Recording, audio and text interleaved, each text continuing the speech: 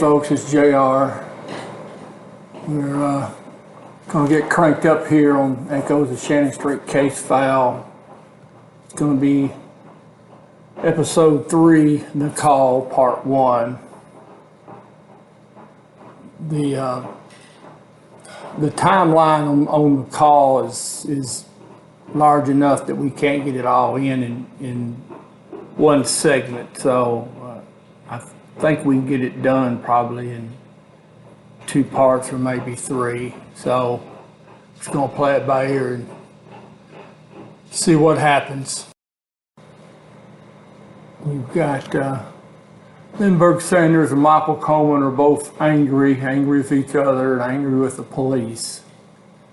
Now, on this segment here, this part 1, we're going to deal with the civilian statements, what they saw.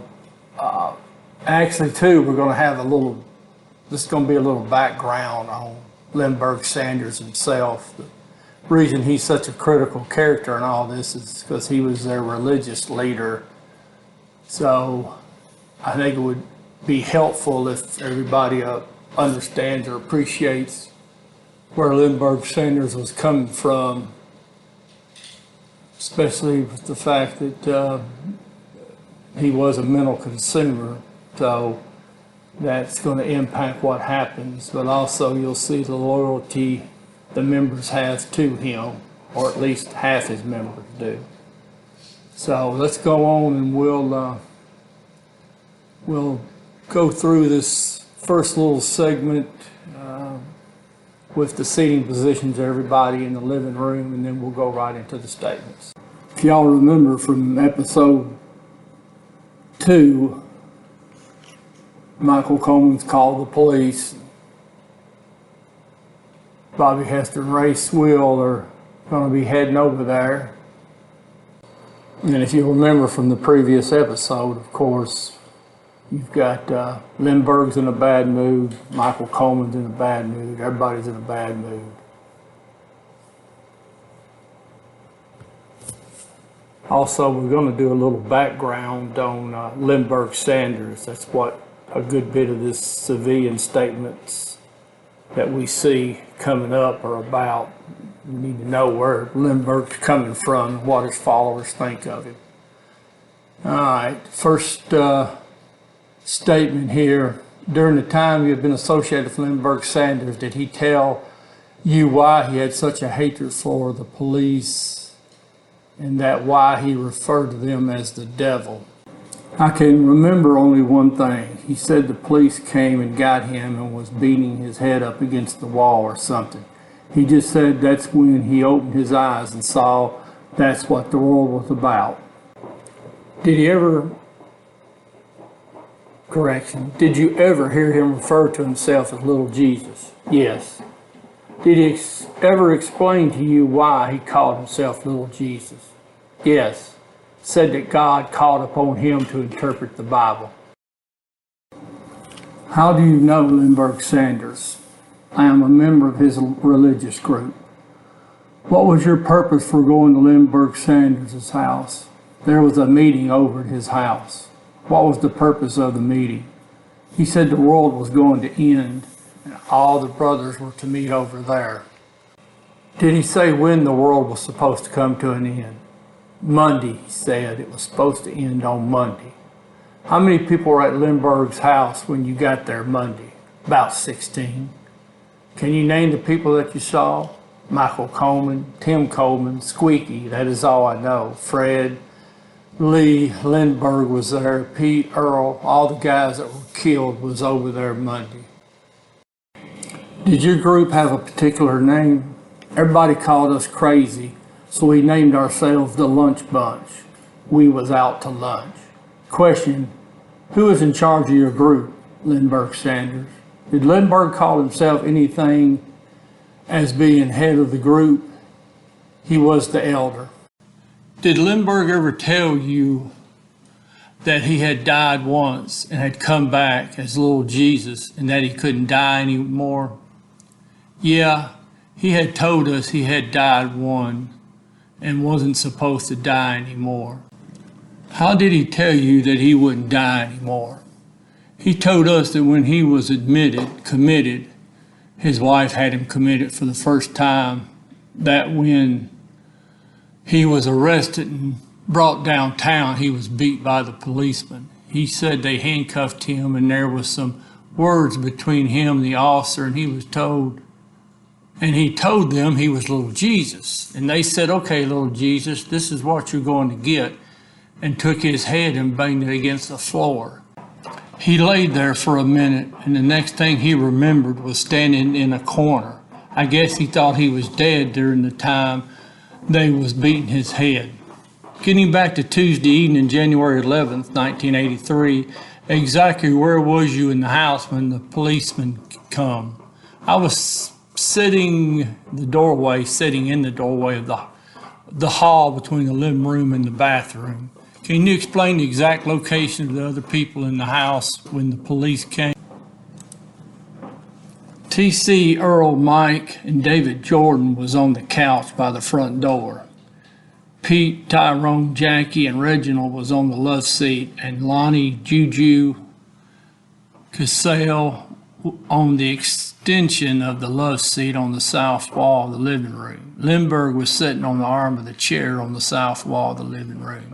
Joe was standing by me on the east wall of the living room.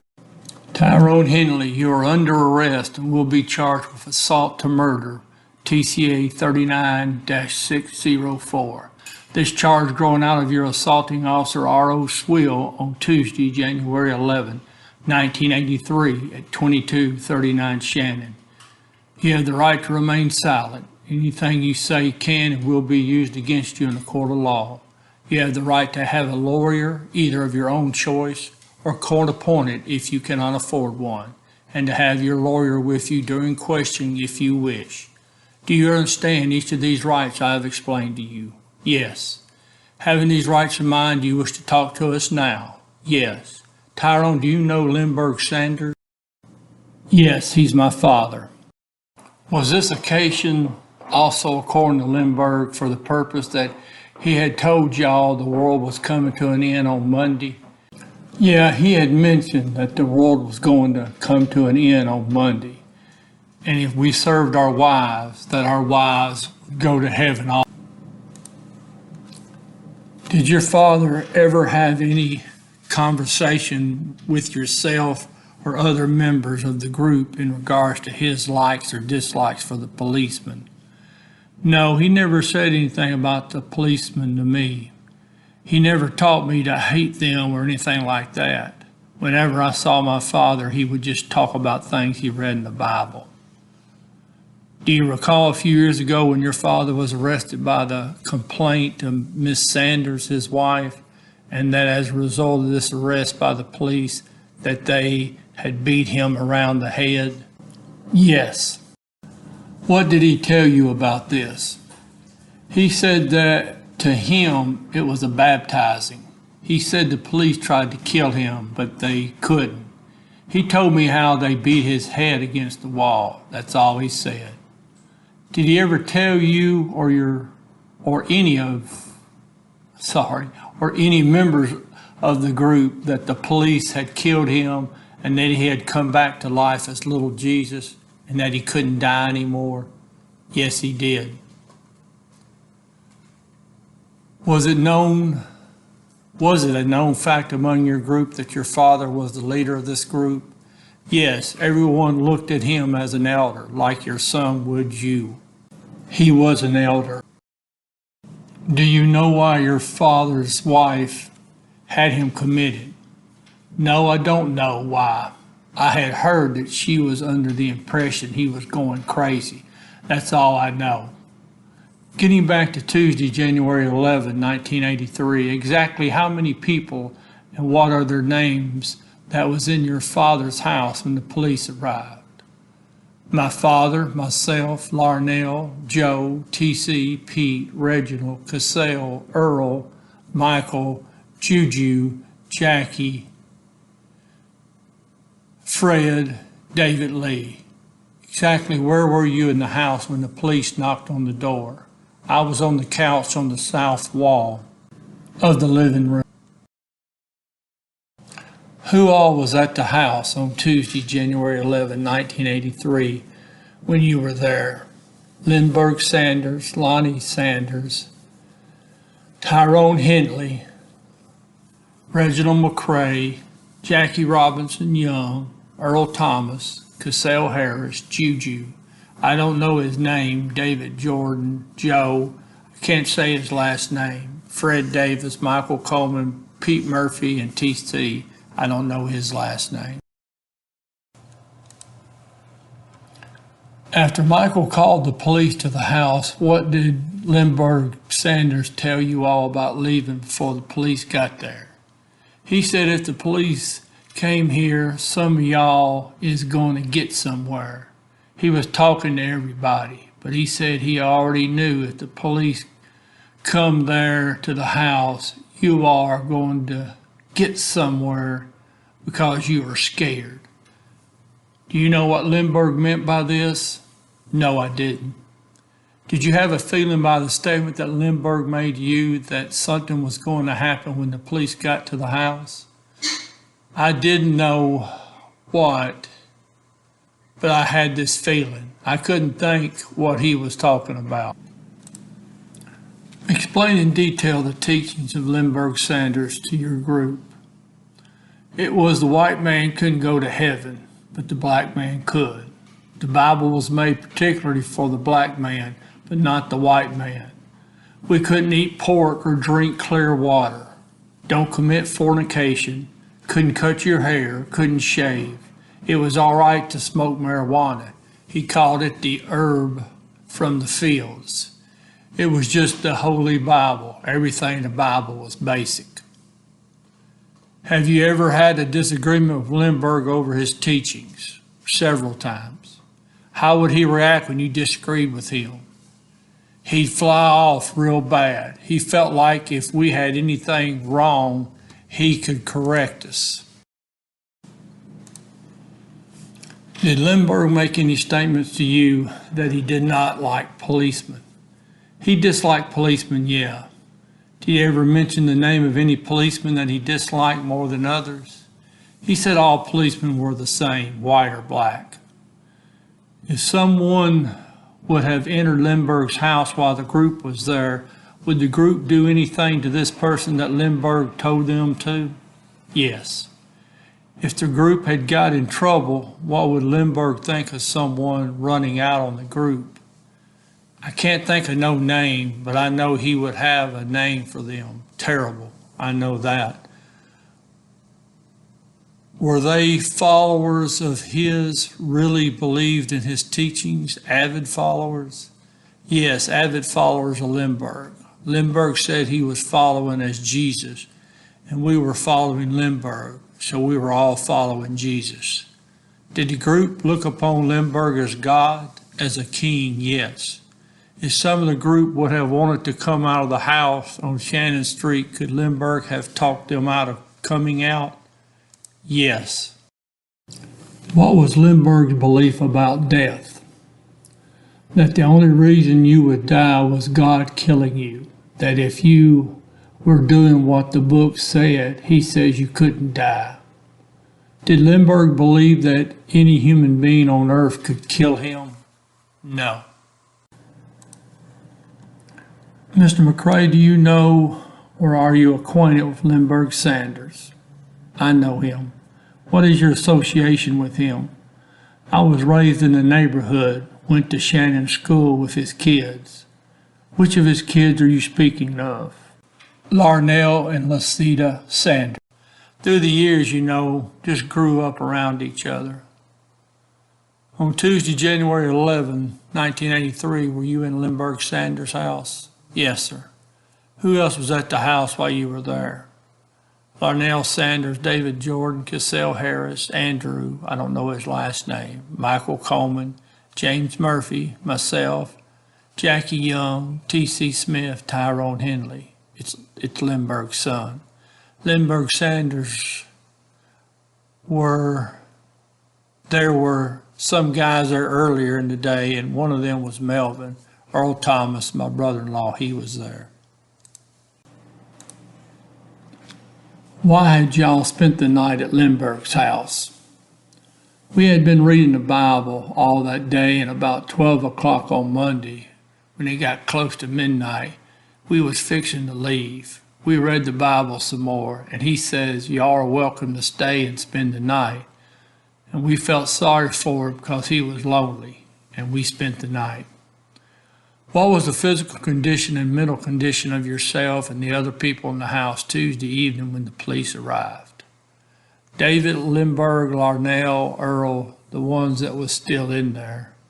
Right before the police came, everything was peaceful. But the answer to your question is, we was high as hell. Who is the leader of this religious group? Had to have been Mr. Sanders. What did Lindberg Sanders teach or preach in regards to this religion? When I first met him, he talked to me about why did I eat pork. I told him because it was on earth and was all right. He showed in the Bible where you're not supposed to touch a hog or eat hog, and I believed it. I said, yeah, and then from that, he was teaching about the commandments and statutes, what God gave Moses, and that we were supposed to live by the 10 Commandments. Other than that, that was what I thought he was teaching until this happened. Did Lindberg Sanders ever discuss with yourself and the group as to why he did not like police officers? Other than the reason he said they had beat him over at the mental hospital, that was the only reason I knew. Had he ever referred to the police as being the devil? Referring to those two that beat him, those kind are the devil. That meant harm to him. But yes, he did refer to the police officers as being the devil. Apparently through the years you have been in Lindberg Sanders' house many times. Do you ever recall seeing a lot of guns in the house? In his house. At one time when I was in school, he used to hunt a lot, and I knew he had a hunting weapon, had hunting weapons. I don't know how many he had, but I myself didn't see any of those during the time because mostly I wasn't in his house that much. I just played with his kids. When do you recall as to having seen weapons in the house the last time? It was so long ago. Do any of the people in your group carry weapons? No, sir. Did Lindberg Sanders teach or preach that we're all one family as a unit and you will stick together even until death? Yes. Who else was at the house while you were there? Myself, TC, Reginald, Fred Davis, and a few more guys in there. I don't know who it was. Berg and his son and Cassell. Juju, Michael was there. Tyrone, one of his sons. Earl Thomas, David Lee Jordan. Would you say that by the time the police arrived at Sanders' home that everyone in the house was pretty high from smoking marijuana? Could have been, but not wasted. During the time period that you have been acquainted with Lindberg Sanders, have you ever heard him make any type of statements regarding his likes or dislikes for policemen? He told me he had some trouble with police years ago and they busted his head or something like that. That he did not care for them and did not want them coming to his house. I heard him say God will take care of whoever messes with him. Do you know what he meant by the statement, God will take care of whoever messes with him? Meaning that God would do all the fighting for him or whatever he had to do. He always referred to the police as being the devil. After Michael received the phone call and then made the phone call back to someone, did this seem to upset Sanders? Lindberg, to me, a little bit seemed to upset him. It scared me because he said, you call those folks back and tell them where you're at and you ain't did nothing. Also, tell them where you're at and if they want to come over here to come on. Exactly where was you in the house when the police came to the door? Everybody was in the front. There was about 3 or 4 of us sitting in the floor around the table. When was the last time that Lindberg told you that the world was coming to an end? last Monday. What was his reaction when the world didn't come to an end on Monday? Was he pissed off or mad? Like I say, he was getting mean. Did Lindberg ever tell any of his followers that if we ever got in trouble, that if one has to go, we all have to go? He told us more or less to be in unity, together. I took it to mean together until death. Did Lindberg ever teach or preach violence against police officers or anyone else? Not to my knowledge. Did you ever know Lindberg to have a lot of guns around the house? Not lately, but before I know him, he used to have a lot of guns, gun rack and all. Have you ever seen Lindberg Sanders use any type of force on the members of the group? Yes. He used a stick, a black stick that he kept there. It was almost like a police blackjack, black wood. He never used it on me because I always stayed in a corner and kept quiet. I called him a lie once, and he said if I ever called him a lie again, he was going to kick me in my ass, so I never called him a lie. Okay, that's going to be the conclusion of part 1 of episode 3. So I know that's a good bit of information on Lindberg, but I thought it was important we get a perspective from the 7 surviving members of the group that was at the house on January 11th, 1983. So you've got difference of opinion on was Lindberg a violent man towards the members. Some said yes, some said no. Pretty consistent in the anger towards the police, but there seemed to be a difference of opinion between the members. Some said that anger was only directed at the 2 officers that beat him at the mental institution, and then you've got some that made a blanket statement and said, well, he didn't like any police, black or white. Also, a couple of members mentioned that Lindberg talked about that some of the members would get scared when the police got there. Didn't really understand what that meant. Now, when we get to the conclusion of the call, so we'll either have 1, maybe 2 more episodes, parts to episode 3. But I do want to tell you my theory as to did he have a pre-designed plan to attack the police when they got there? Or was it just the events themselves that unfolded, and it was a spur of the moment thing? So, but I will tell you what I think. It differs from other people, though, especially police officers. But I'll probably wait and we'll talk about that either at the conclusion of the next part of episode 3, or if there is a 3rd part to episode 3, whenever that is, I will tell you my belief about what Lindberg was planning to do, at least what I think he was planning to do and what he was trying to do.